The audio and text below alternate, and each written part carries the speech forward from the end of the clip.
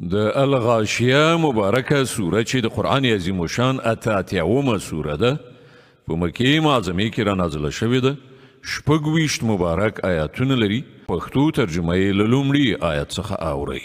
آیاتات د هغه خورېدونکي آفت خبر رسېدلی دی.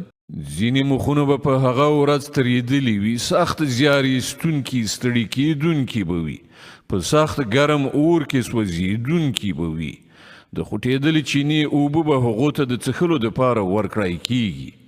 د اغزو وچو وښونه به پرته بل هیڅ ډول خواړه د هغو دپاره نه وي چې نه به پرې چاغېږي او نه به یې لوږه پرېسته کېږي.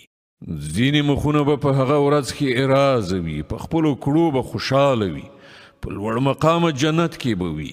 هیڅ کومه چټي او بېځایه خبره به هلته وانه وري.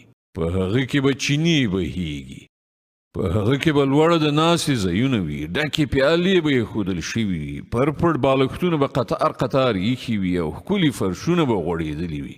دا خلک یې نه مني. نو آیا دوی اوښانو ته نه ګوري چې څنګه جوړ شوي دي؟ اسمان ته نه ګوري چې څنګه اوچت کړای شوی دی؟ غرونو ته نه ګوري چې څنګه خاښ درول شوي دي؟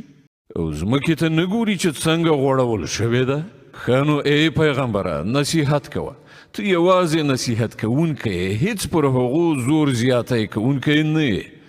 البته که څوک مخ واړوي او انکار وکړي، نو الله به هغه ته درنه سزا ورکړي. بېشکه د دې خلکو راګرځېدل همدا زموږ لوري ته دي، بیا د هغو حساب همدا زموږ کار دی.